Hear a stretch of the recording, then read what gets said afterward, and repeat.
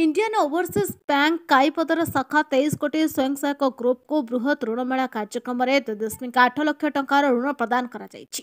IOB शाखा परिचालक प्रदीप्त कुमार बेहरा द्वारा आयोजित कार्यक्रम में गौरव भरद्वाज, मुख्य क्षेत्र प्रबंधक अजित कुमार पात्र, सरकारी प्रबंधक अर्जुना पाढ़ी, क्षेत्र परिदर्शक अशोक अग्रवाल, एलडीएम खोर्धा सौभागिनी हरिचंदन, सरकारी प्रकल्प अधिकारी जीविका मिशन संतोष कुमार दास, ब्लॉक प्रकल्प संयोजक मिशन शक्ति खोर्धा प्रमुख योगदान करी स्वयं सहायक गोष्ठी और बैंक ऋण सहायता राशि संक्रांत में विस्तृत आलोचना करथिले। सरकार स्वयं सहायक गोष्ठी मानक 10 लाख टंका ऋण रे सुध छाड़ संक्रांत में स्वयं सहायक ग्रुप को तथ्य प्रदान करा जायथिला एवं समस्त स्वयं सहायक ग्रुप को एलडीएम खोर्धा 10 लाख टंका ऋण नहीं व्यवसाय करी उद्योगी हेबा निमंते परामर्श प्रदान करथिले। कार्यक्रम में प्राय 50 स्वयं सहायक ग्रुपर कार्यकर्ता माने योगदान करथिले। सुश्री संगीता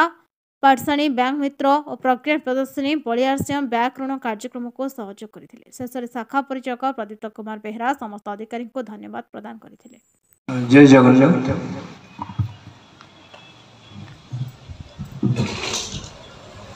आज मु बहुत खुशी आईओबी काईपदर ब्रांच गोटे एसएचजी मेला आज अनुष्ठित करता आम डिस्ट्रिक्ट फास्ट आम कर आम बहुत धीरे जाइए एसएचजी लिंकेज बैंक लिंकेज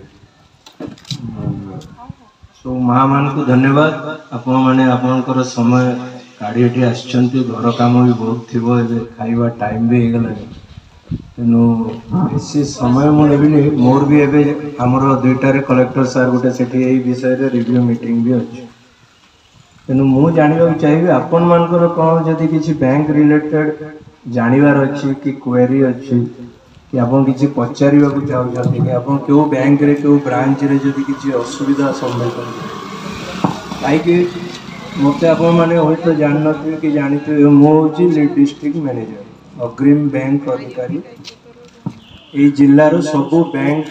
को नहीं काम करवा माने लोन नहले लोन करवा दायित्व है मो सिंपल भाषा सब बैंक बुझामणा जहाँ प्रोब्लेम इश्यू मो डिस्ट्रिक्ट लेवल रे मु गोटे बैंक रिलेटेड ऑफिस तो खुशी लगला मत आईओबी काईपदर ब्रांच बीएम काली कही मुझे आसली किंतु समय आम टाइम टे डिले हो गलानी बेसी किसी कहबिनी आईओबी कंट्रोलर भी आसुंच तेणु एसएचजी माँ मान जो सरकार जो गोटे उद्देश्य नहीं कि चाहूँ मुझे देखुची से इम्प्लीमेंट हो